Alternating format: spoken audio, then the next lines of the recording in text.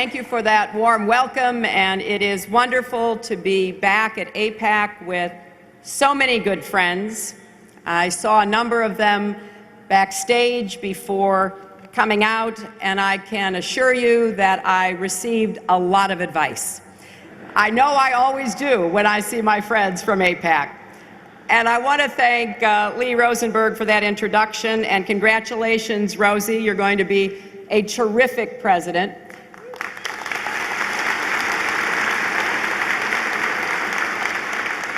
I also want to thank David Victor and Howard Kohr and Lonnie Kaplan and J.B. Pritzker and Howard Friedman and Esther Kurtz and Richard Fishman, and I'd better stop.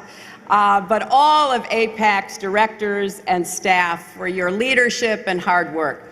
And I'm very pleased that you will be hearing from a good friend of mine, Congressman Jim Langevin, a great champion for Israel.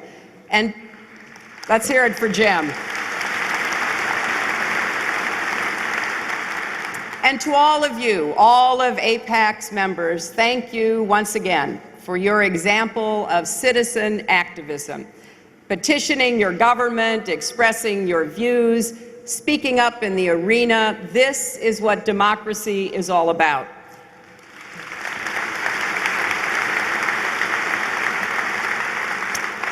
And I am particularly pleased to see that there are, once again, so many young people here.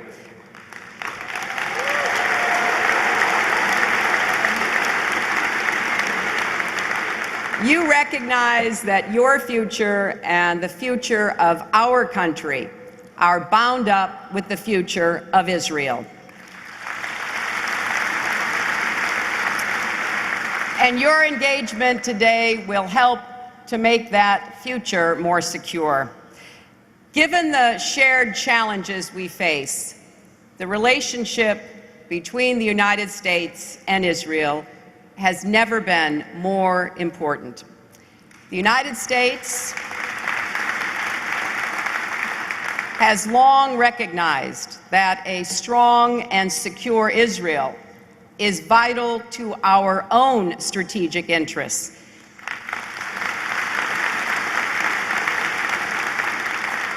And we know that the forces that threaten Israel also threaten the United States of America.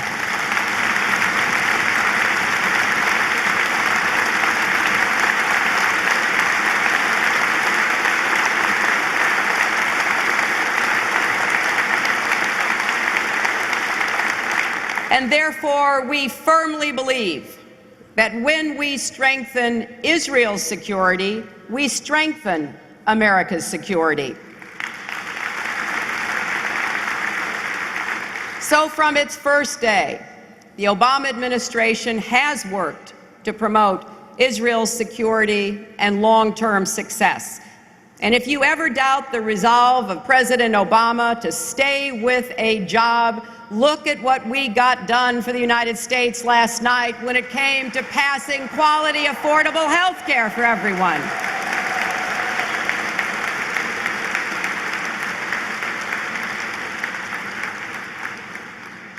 And we know that, as Vice President Biden said in Israel recently, to make progress in this region, there must be no gap between the United States and Israel on security.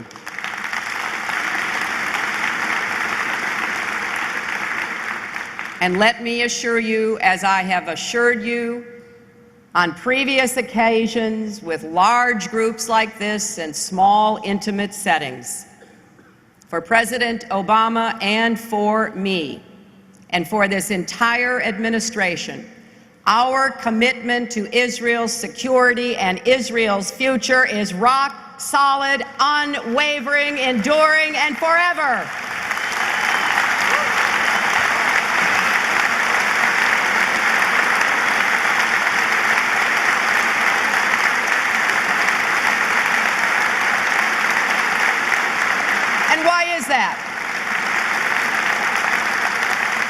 Why is that? Is it because AIPAC can put 7,500 people into a room in the convention center? I don't think so. Is it because some of the most active Americans in politics and who care about our government also care about Israel? That's not the explanation. Our countries and our peoples are bound together by our shared values of freedom, equality, democracy, the right to live free from fear, and our common aspirations for a future of peace, security, and prosperity, where we can see our children and our children's children, should we be so lucky. And as a future mother of the bride, I'm certainly hoping for that.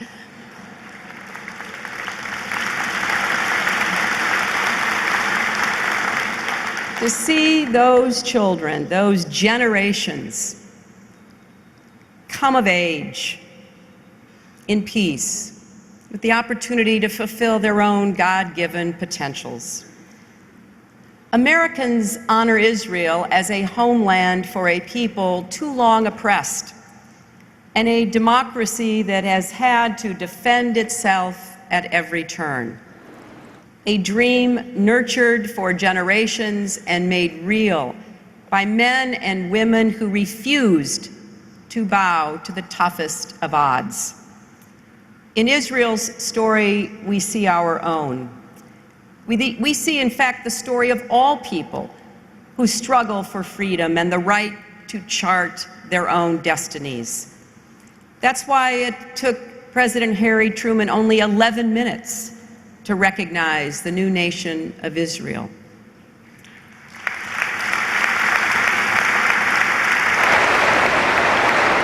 And ever since, our two countries have stood in solidarity. So guaranteeing Israel's security is more than a policy position for me.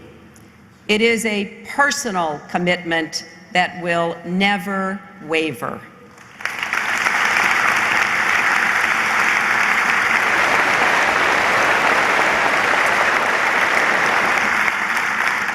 Since my first visit to Israel nearly 30 years ago, I have returned many times and made many friends.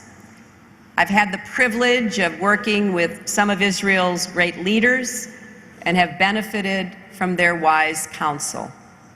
I may have even caused some of them consternation. I don't think Yitzhak Rabin ever forgave me for banishing him to the White House balcony when he wanted to smoke. And over the years, I have shared your pride in seeing the desert bloom, the economy thrive, and the country flourish. But I've also seen the struggles and the sorrows. I have met with the victims of terrorism in their hospital rooms. I've held their hands. I've listened to the doctors describe how much shrapnel was left in a leg, an arm, or a head. I sat there and listened to the heart-rending words that Prime Minister Rabin's granddaughter Noah spoke at her grandfather's funeral. I went to a bombed-out pizzeria in Jerusalem. I've seen the looks on the faces of Israeli families who knew a rocket could fall at any moment. On one of my visits in 2002, I met a young man named Yohai Purat. He was only 26, but he was already a senior medic with MDA, and he oversaw a program to train foreign volunteers as first responders in Israel. I attended the program's graduation ceremonies, and I saw the pride in his face as yet another group of young people set off to do good and save lives. Yohai was also a reservist with the IDF. And a week after we met, he was killed by a sniper near a roadblock, along with other soldiers and civilians. MDA renamed the Overseas Volunteer Program in his memory, and it has continued to flourish. When I was there in 2005, I met with his family. His parents were committed to continuing to support MDA and its mission, and so was I. That's why I spent years urging the International Red Cross, introducing legislation, rounding up votes to send a message to Geneva to admit MDA as a full voting member. And finally, with your help in 2006, we succeeded in righting that wrong.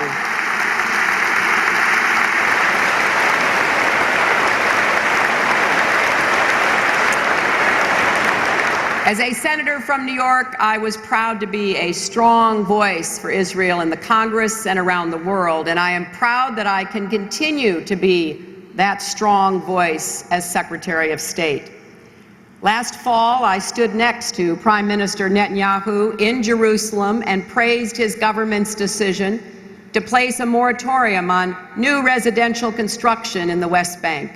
And then I praised it again in Cairo and in Marrakesh and in many places far from Jerusalem to make clear that this was a first step, but it was an important first step.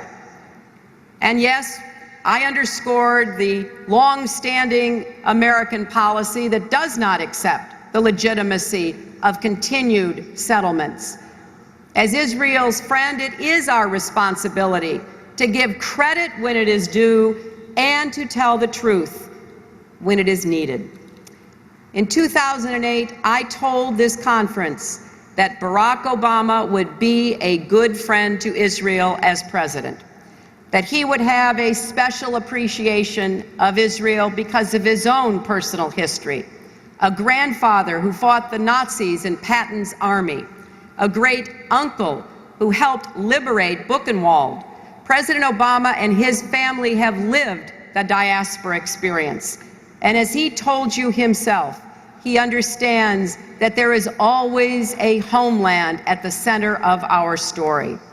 As a senator, he visited Israel and met families whose houses were destroyed by rockets. And as president, he has supported Israel in word and in deed.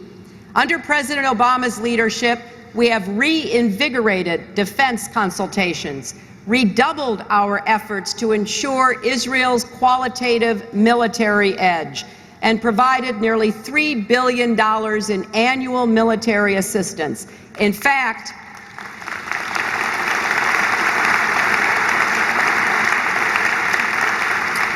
as Rosie told you, or maybe it was Howard, that assistance increased in 2010, and we have requested another increase for 2011.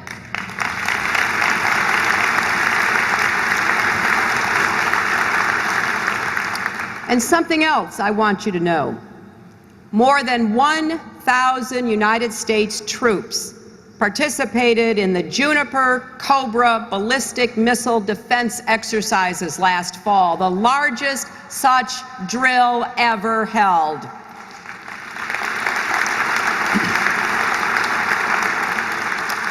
President Obama has made achieving peace and recognized secure borders for Israel a top administration priority. The United States has also led the fight in international institutions against anti-Semitism and efforts to challenge Israel's legitimacy. We did lead the boycott of the Durban Conference, and we repeatedly voted against the deeply flawed Goldstone report.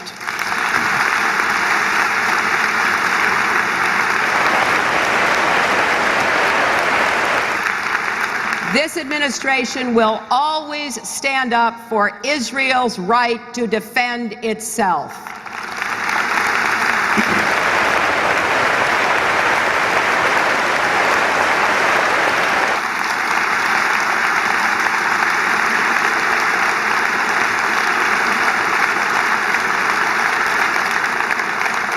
And for Israel, there is no greater strategic threat than the prospect of a nuclear-armed Iran. Elements in Iran's government have become a menace, both to their own people and in the region. Iran's president foments anti-Semitism, denies the Holocaust, threatens to destroy Israel, even denies that 9/11 was an attack. The Iranian leadership funds and arms terrorists who have murdered Americans, Israelis, and other innocent people alike. And it has waged a campaign of intimidation and persecution against the Iranian people. Last June, Iranians marching silently were beaten with batons. Political prisoners were rounded up and abused. Absurd and false allegations and accusations were leveled against the United States, Israel, and the West. People everywhere were horrified by the video of a young woman shot dead in the street. The Iranian leadership denies its people rights that are universal to all human beings, including the right to speak freely, to assemble without fear, the right to the equal administration of justice, to express your views without facing retribution. In addition to threatening Israel, a nuclear-armed Iran would embolden its terrorist clientele and would spark an arms race that could destabilize the region. This is unacceptable. It is unacceptable to the United States. It is unacceptable to Israel. It is unacceptable to the region and the international community. So let me be very clear. The United States is determined to prevent Iran from acquiring nuclear weapons.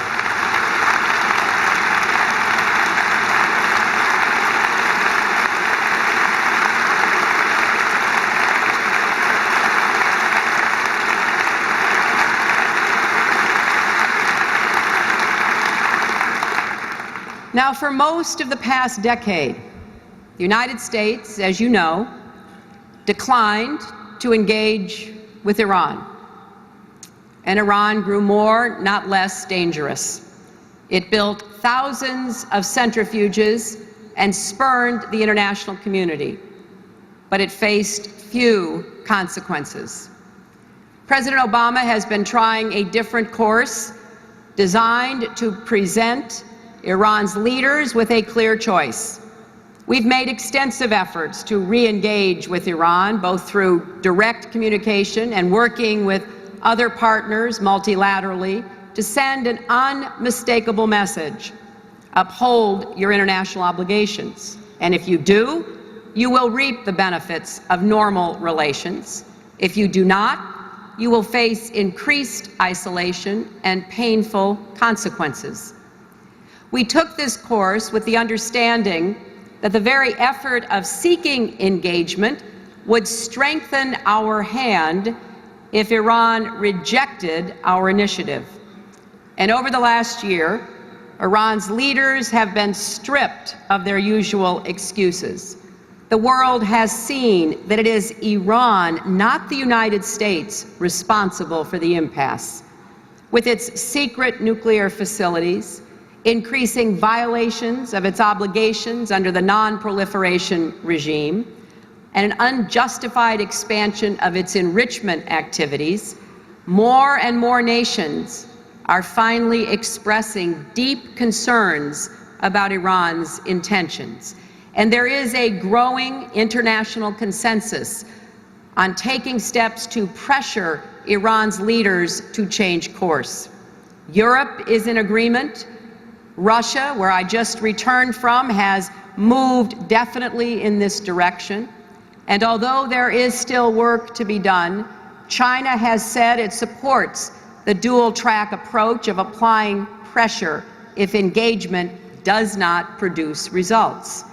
This stronger consensus has also led to increased cooperation on stopping arms shipments and financial transactions that aid terrorists, threaten Israel, and destabilize the region. We are now working with our partners in the United Nations on new Security Council sanctions that will show Iran's leaders that there are real consequences for their intransigence, that their choice is to live up to their international obligations. Our aim is not incremental sanctions, but sanctions that will bite. It is taking time to produce these sanctions, and we believe that time is a worthwhile investment for winning the broadest possible support for our efforts. But we will not compromise our commitment to preventing Iran from acquiring these nuclear weapons.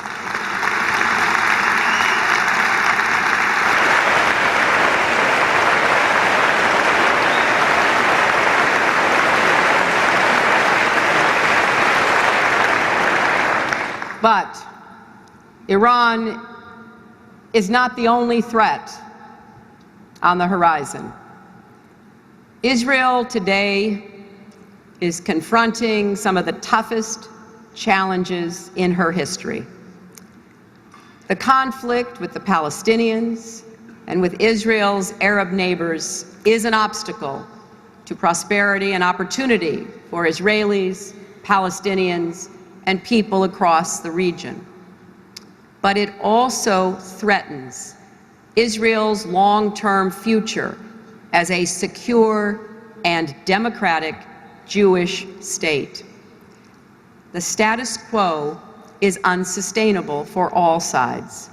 It promises only more violence and unrealized aspirations. Staying on this course means continuing a conflict that carries tragic human costs. Israeli and Palestinian children alike deserve to grow up free from fear and to have that same opportunity to live up to their full God-given potential. There is another path, a path that leads towards security and prosperity for Israel, the Palestinians, and all the people of the region.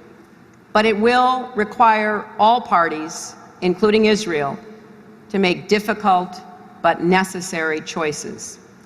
Both sides must confront the reality that the status quo of the last decade has not produced long-term security or served their interests, nor has it served the interests of the United States.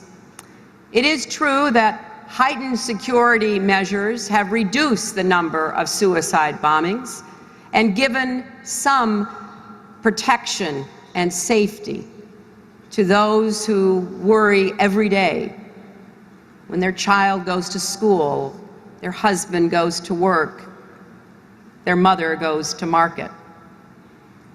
And there is, I think, a belief among many that the status quo can be sustained. But the dynamics of demography, ideology, and technology make this impossible. First, we cannot ignore the long-term population trends that result from the Israeli occupation. As Defense Minister Barak and others have observed, the inexorable mathematics of demography are hastening the hour at which Israelis may have to choose between preserving their democracy and staying true to the dream of a Jewish homeland. Given this reality, a two-state solution is the only viable path for Israel to remain both a democracy and a Jewish state.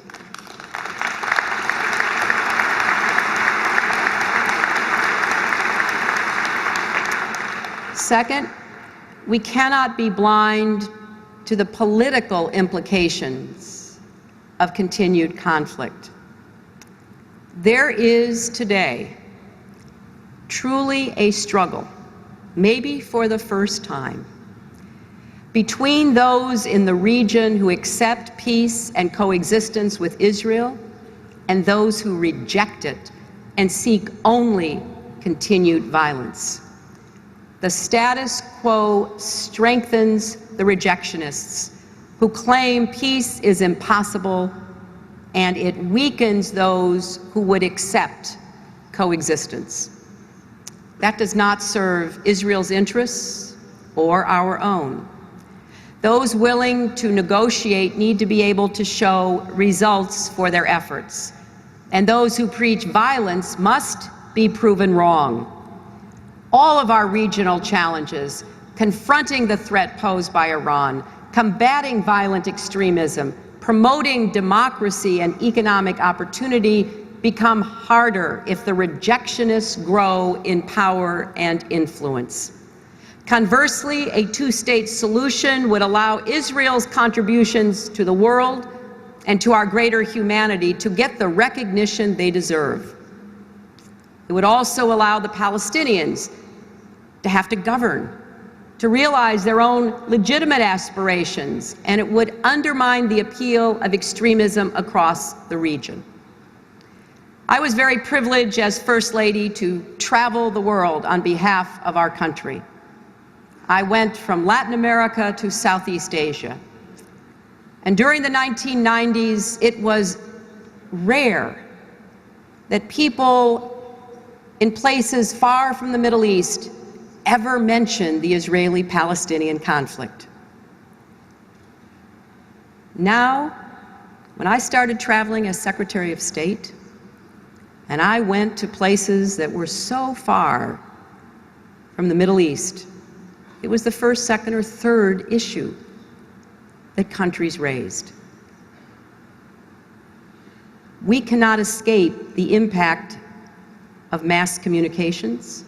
We cannot control the images and the messages that are conveyed. We can only change the facts on the ground that refute the claims of the rejectionists and extremists, and in so doing, create the circumstances for a safe, secure future for Israel.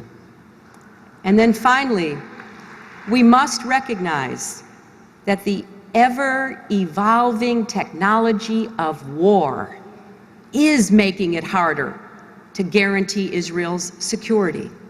For 6 decades, Israelis have guarded their borders vigilantly, but advances in rocket technology mean that Israeli families are now at risk far from those borders. Despite efforts at containment, rockets with better guidance systems, longer range, and more destructive power are spreading across the region. Hezbollah has amassed tens of thousands of rockets on Israel's northern border. Hamas has a substantial number in Gaza. And even if some of these are still crude, they all pose a serious danger, as we saw again last week.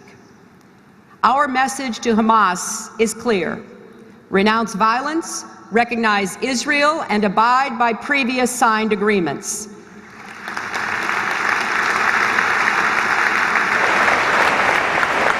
That is the only path to participation in negotiations. They do not earn a place at any table absent those changes.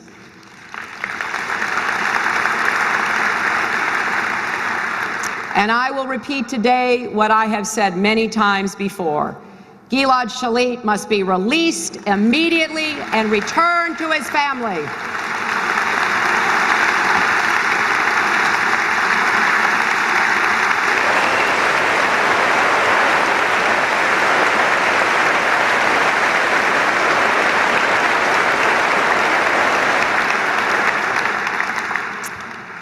Unfortunately, neither military action nor restricting access into and out of Gaza has significantly stemmed the flow of rockets to Hamas.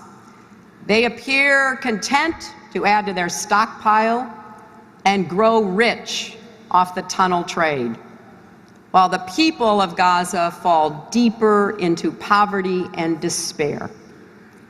That is also not a sustainable position for either Israelis or Palestinians. Behind these terrorist organizations and their rockets, we see the destabilizing influence of Iran. Now, reaching a two-state solution will not end all these threats. You and I know that.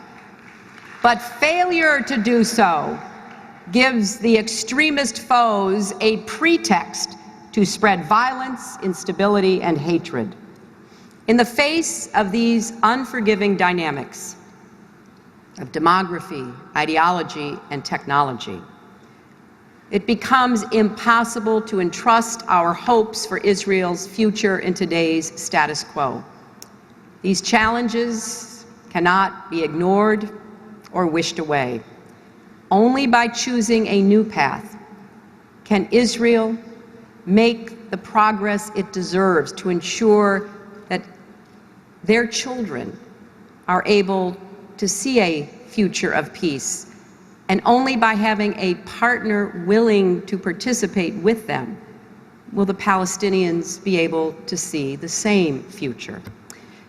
Now, there is, for many of us, a clear goal. Two states for two peoples living side by side in peace and security, with peace between Israel and Syria, and Israel and Lebanon, and normal relations between Israel and all the Arab states. A comprehensive peace that is real, not a slogan, that is rooted in genuine recognition of Israel's right to exist in peace and security, and that offers the best way to ensure Israel's enduring survival and well-being.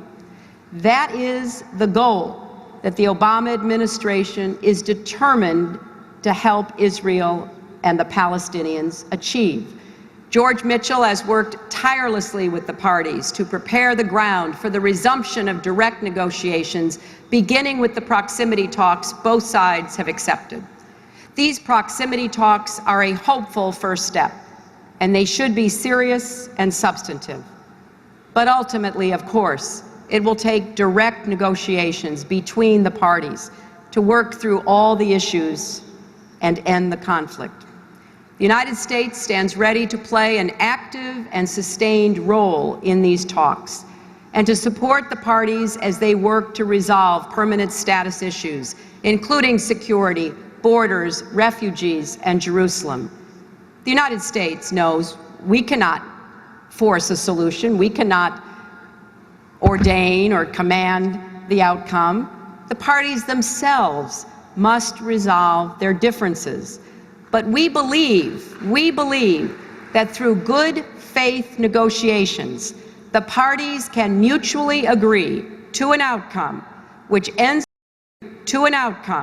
the conflict and reconciles the Palestinian goal of an independent and viable state based on the 67 lines with agreed swaps, and Israel's goal of a Jewish state with secure and recognized borders that reflect subsequent developments and meet Israel's security requirements.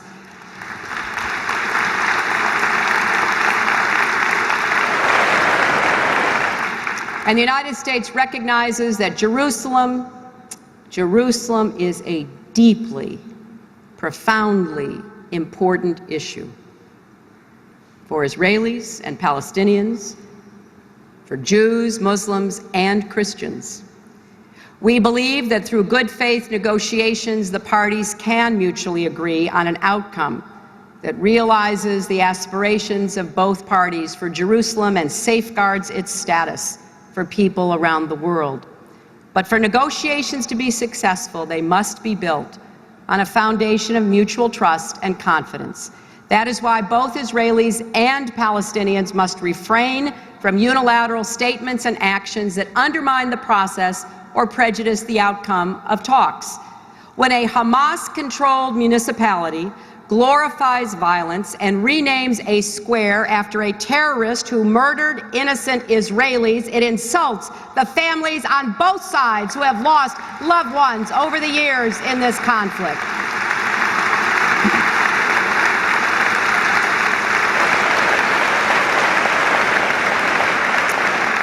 And when instigators deliberately mischaracterized the rededication of a synagogue in the Jewish quarter of Jerusalem's Old City and call upon their brethren to defend nearby Muslim holy sites from so-called attacks, it is purely and simply an act of incitement.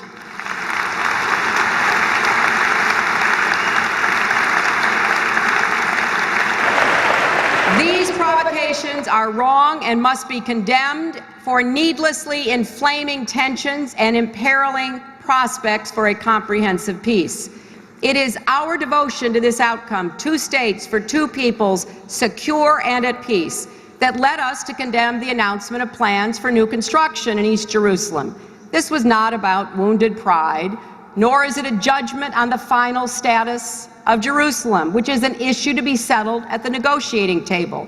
This is about getting to the table, creating and protecting an atmosphere of trust around it, and staying there until the job is finally done. New construction in East Jerusalem or the West Bank undermines that mutual trust and endangers the proximity talks that are the first step toward the full negotiations that both sides say they want and need. And it exposes daylight between Israel and the United States that others in the region hope to exploit. It undermines America's unique ability to play a role, an essential role, in the peace process. Our credibility in this process depends in part on our willingness to praise both sides when they're courageous and when we don't agree to say so, and say so unequivocally.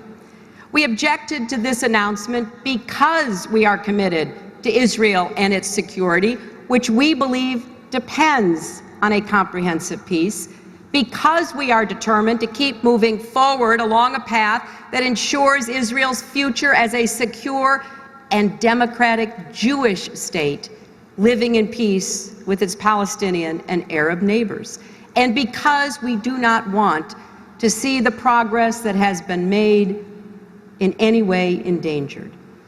When Prime Minister Netanyahu and I spoke, I suggested a number of concrete steps Israel could take to improve the atmosphere and rebuild confidence. The Prime Minister responded with specific actions Israel is prepared to take toward this end. And we discussed a range of other mutual confidence-building measures. Senator Mitchell continued this discussion in Israel over the weekend and is meeting with President Abbas today. We're making progress. We're working hard. We are making it possible for these proximity talks to move ahead. I will be meeting with Prime Minister Netanyahu later today, and President Obama will meet with him tomorrow.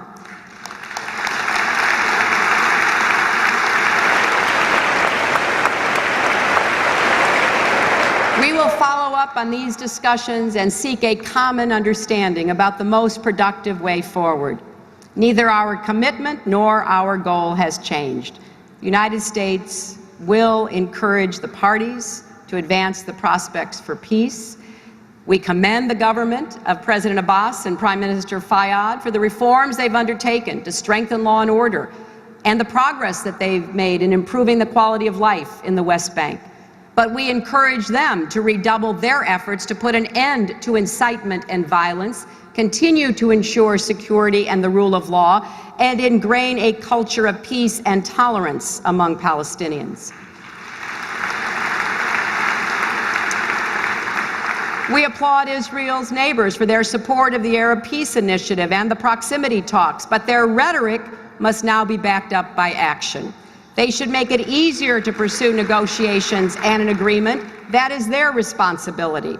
And we commend Prime Minister Netanyahu for embracing the vision of the two-state solution, for acting to lift roadblocks and ease movement through the West Bank.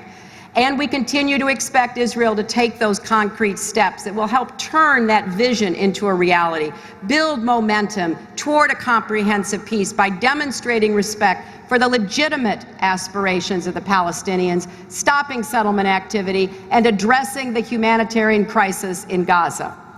Now, from the time of David Ben-Gurion, who accepted the UN proposal to divide the land into two nations, Israel and Palestine, leaders like Begin and Rabin and Sharon and others have made difficult but clear-eyed choices to pursue peace in the name of Israel's future. It was Rabin who said, "For Israel, there is no path that is without pain, but the path of peace is preferable to the path of war." And last June at Bar-Ilan University, Prime Minister Netanyahu put his country on the path to peace. President Abbas has put the Palestinians on that path as well. The challenge will be to keep moving forward, to stay what will be a difficult course. Peace does bring with it a future of promise and possibility. Ultimately, that is the vision that drives us and that has driven leaders of Israel going back to the very beginning. A future freed from the shackles of conflict. Families no longer afraid of rockets in the night. Israelis traveling and trading freely in the region. Palestinians able to chart their own futures. Former adversaries working together on issues of common concern like water, infrastructure, and development that builds broadly shared prosperity. And a global strategic partnership between Israel and the United States that taps the talent and innovation of both our societies, comes up with solutions to the problems of the 21st century. From addressing climate change and energy to hunger, poverty, and disease, Israel is already on the cutting edge. Look at the spread of high-tech startups, the influx of venture capital, the number of Nobel laureates. Israel is already a force to be reckoned with. Imagine what its leadership could be on the world stage if the conflict were behind it. We are already working as partners. There is so much more we could achieve together. We are entering the season of Passover. The story of Moses resonates for people of all faiths, and it teaches us many lessons, including that we must take risks, even a leap of faith, to reach the promised land. When Moses urged the Jews to follow him out of Egypt, many objected. They said it was too dangerous, too hard, too risky. And later in the desert, some thought it would be better to return to Egypt. It was too dangerous, too hard, too risky. In fact, I think they formed a Back to Egypt committee and tried to stir up support for that. And when they came to the very edge of the promised land, there were still some who refused to enter because it was too dangerous, too hard, and too risky. But Israel's history is the story of brave men and women who took risks. They did the hard thing because they believed and knew it was right. We know that this dream was championed by Herzl and others that many said was impossible. And then the pioneers, can you imagine the conversation? Telling your mother and father, I'm going to go to the desert and make it bloom. And people thinking, how could that ever happen? But it did. Warriors who were so gallant in battle, but then offered their adversaries a hand of peace because they thought it would make their beloved Israel stronger. Israel and the generations that have come have understood that the strongest among us is often the one who turns an enemy into a friend. Israel has shed more than its share of bitter tears. But for that dream to survive, for the state to flourish, this generation of Israelis must also take up the tradition and do what seems too dangerous, too hard, and too risky. And of this, they can be absolutely sure.